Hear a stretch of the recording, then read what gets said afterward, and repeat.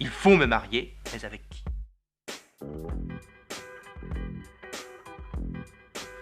Je me sens dans une de ces crises du cœur et de l'imagination qui ont plus d'une fois bouleversé toute mon existence, brisé toutes mes relations, qui m'ont transporté dans un monde nouveau où il ne me restait de celui que j'avais quitté que quelques souvenirs assez effacés, mais plutôt tristes, des ennemis qui nécessitaient des explications fatigantes, mais en général un vif sentiment de délivrance et la conviction que j'avais bien fait en changeant de plan de vie.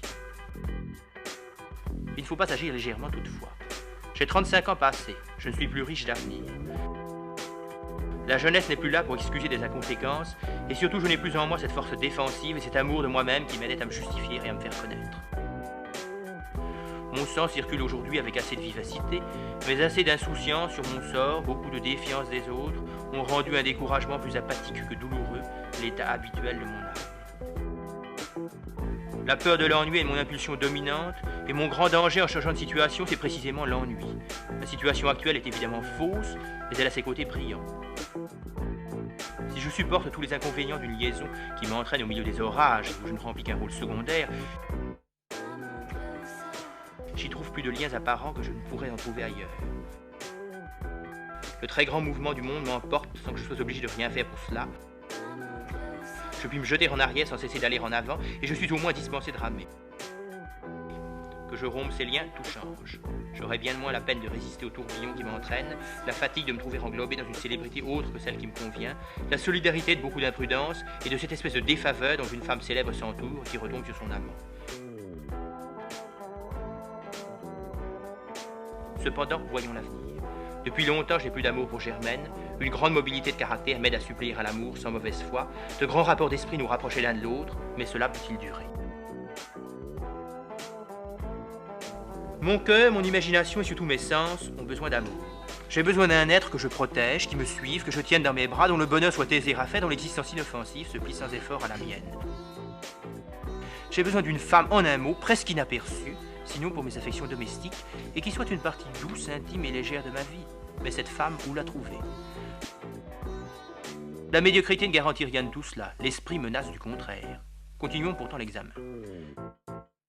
Germaine a besoin du langage de l'amour, de ce langage qu'il m'est chaque jour plus impossible de lui parler. Nous nous brouillerons, nous nous séparerons infailliblement. Plus notre liaison dure, plus à la fin nous nous trouverons vieux, isolés, mécontents de nous et sans ressources auprès des autres.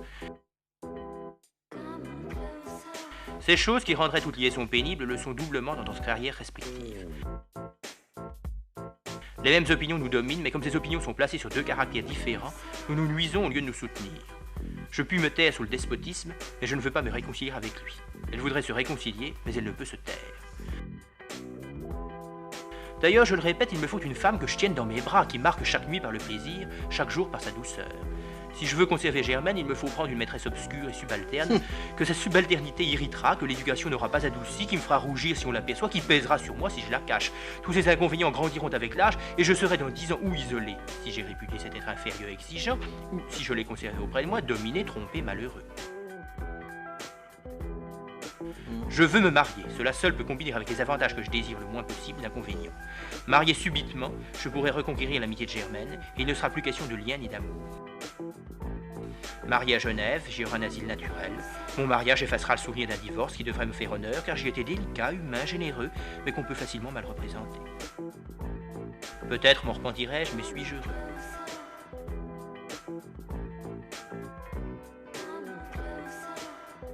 Toujours poursuivi de reproches, toujours en vue par la situation de Germaine, et ne tenant jamais en main le gouvernail de ma vie. À 21 ans, je n'ai pas su dominer une femme. C'est que j'avais mal commencé. Je le saurais aujourd'hui. Si je suis déçu dans mes espérances, ma vie du moins sera régulière, assise, reposée. Je verrai seul et sans cette influence que de longs souvenirs rendent impossible à détruire, quels sont mes moyens, mes ressources, quelle est surtout ma volonté. Alors je saurai ce qu'il me reste à faire, et pour la liberté, et pour ma gloire. Et je ne serai plus ni affaibli par les imprudences politiques de Germaine, ni tiraillé par une exigence qui trouble ma tête et bouleverse mes plans. Elle-même s'en trouvera mieux. Elle ne sera plus responsable d'une opinion moins affichée, mais plus inébranlable que la sienne. Il faut me marier, mais avec qui?